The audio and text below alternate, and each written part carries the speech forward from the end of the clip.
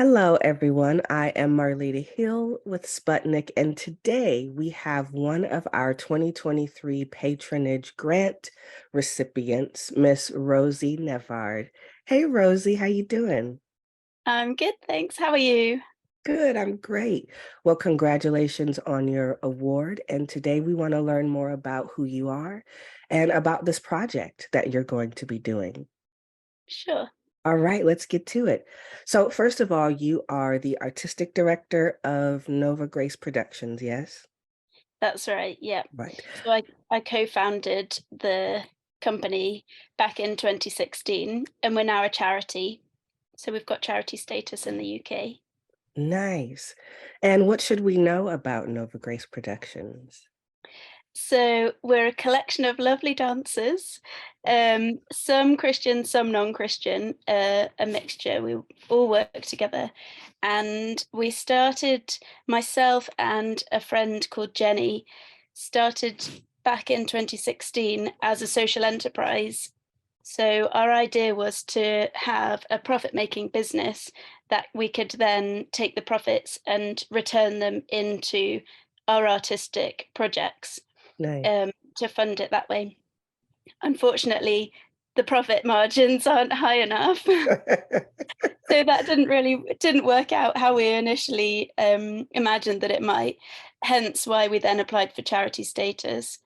And so now we can fundraise as a charity and Nice. make grant applications. Um, and we do all sorts of projects. We've been involved with um, things abroad internationally, working with dancers and dance groups across the world. We've been Nice. to Belize, we've been to LA, we've Hmm. been to different parts of Africa.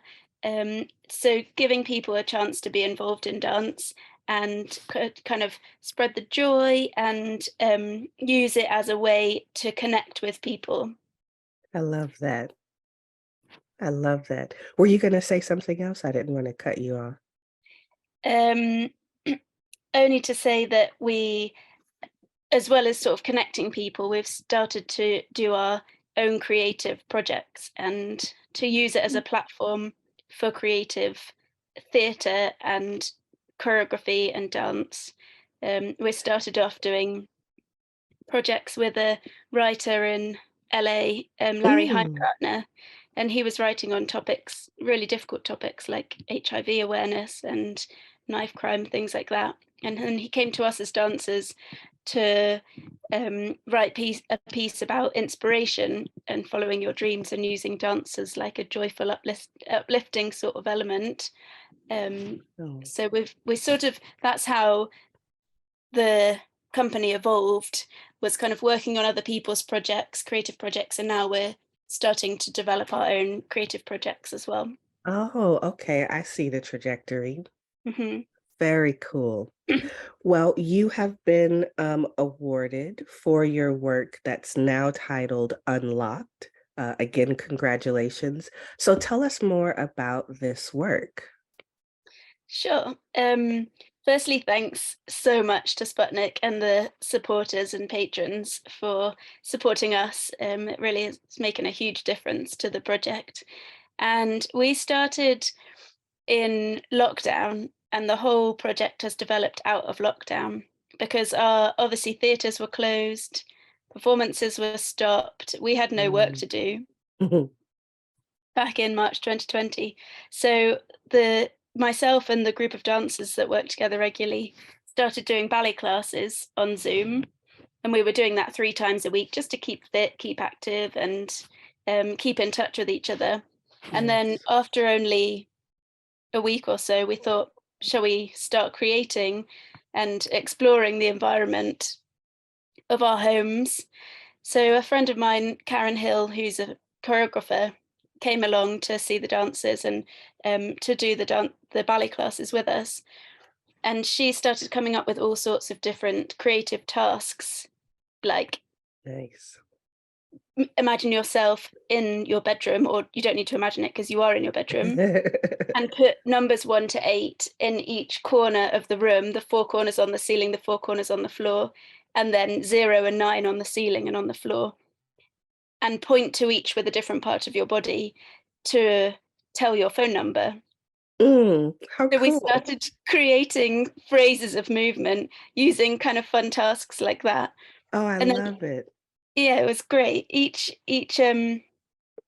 part of lockdown, we then created a new piece, because obviously we came in and out. I don't know about in the US, but in England, we were coming in and out of lockdown.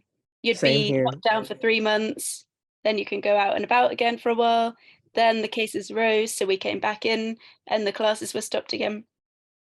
So in the end, we've actually got 4 sections that we created at different moments in time, 4 15-minute sections, and we put them together first of all for a virtual performance on Zoom, Hmm. and invited a virtual audience. But then as soon as we were able to get back together again in person and in the studio, we decided to do that. So last year we put the sort of developed it, adapted it for stage for a kind of pilot show. And then this year we've added a 5th section called Reflections, which Mm, is using memory and spoken word, people's voices, thinking back to the time in lockdown. And we're now taking it on tour starting on Friday this week, which is very nice. exciting. And where's your first tour stop? So the first one is in Gosport, which is south of England near Portsmouth, Very and cool. it's a beautiful venue. It's called St John's Church. It's a converted church building that's now used for music, and we're actually the first dance performance they're going to have there.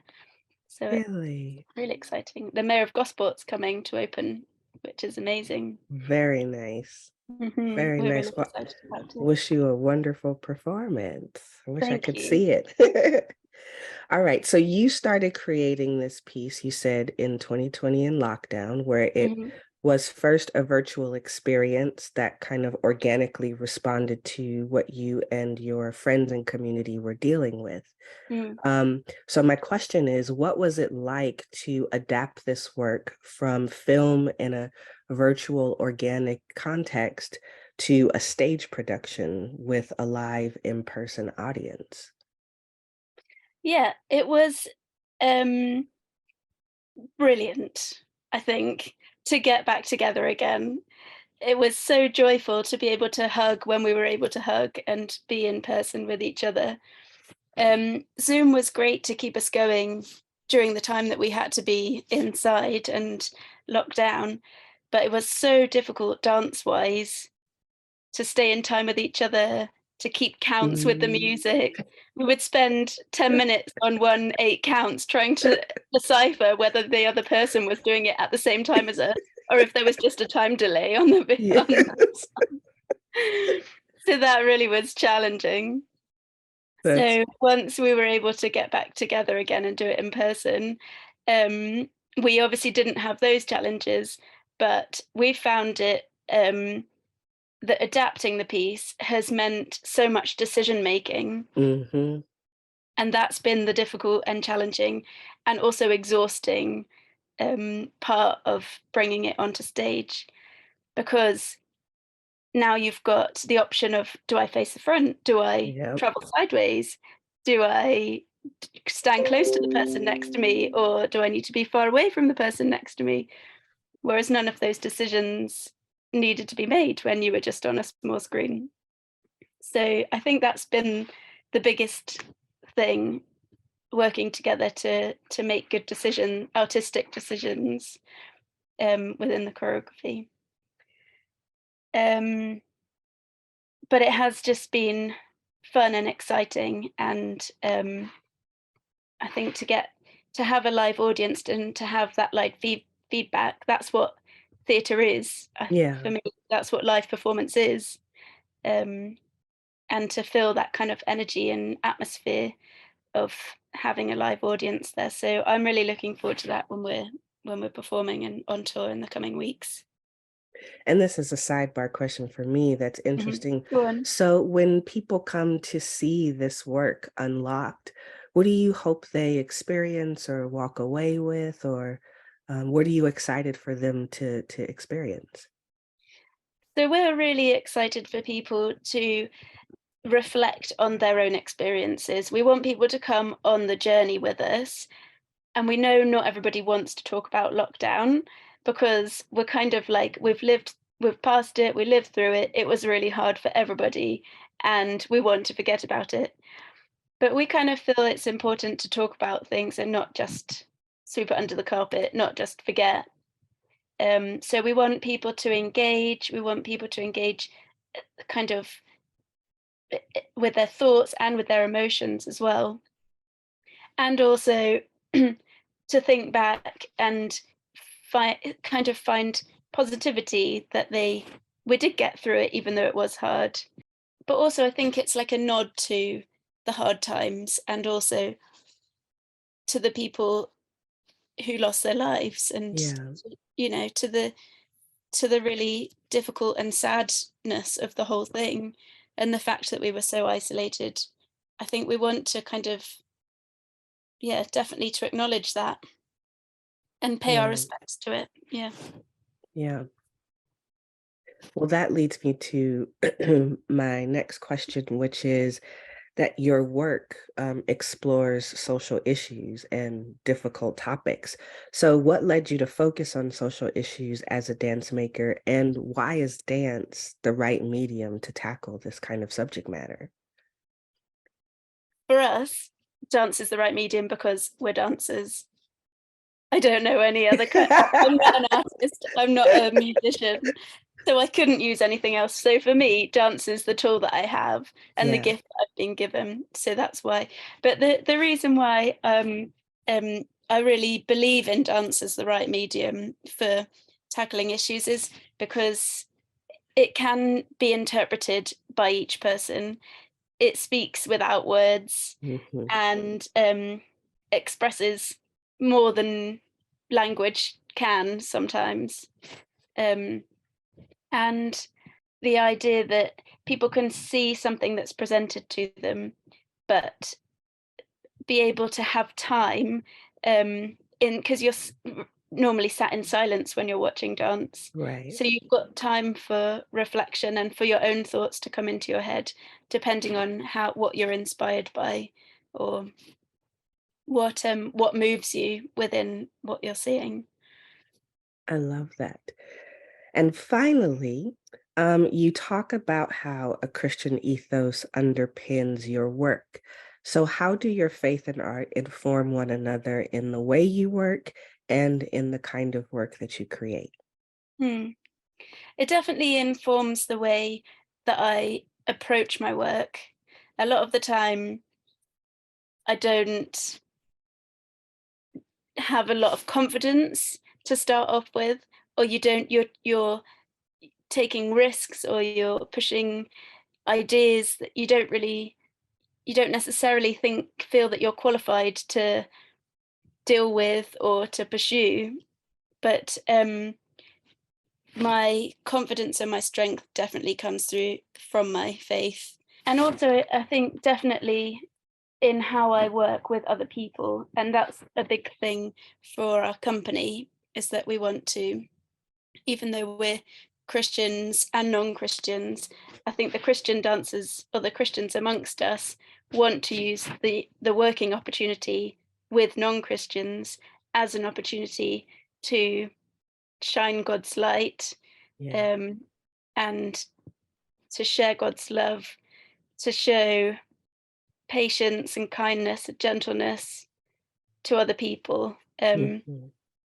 Because those are not always things that are seen No. in in pressurized environments like theatre environments can be. Yes, I Yeah. love that. I love that. Well, thank you, Rosie, for taking the time to let us get to know more about you.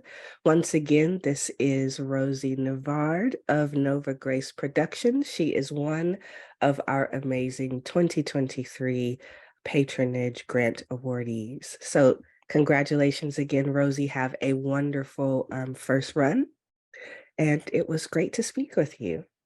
Thank you so much. It was lovely to speak with you too.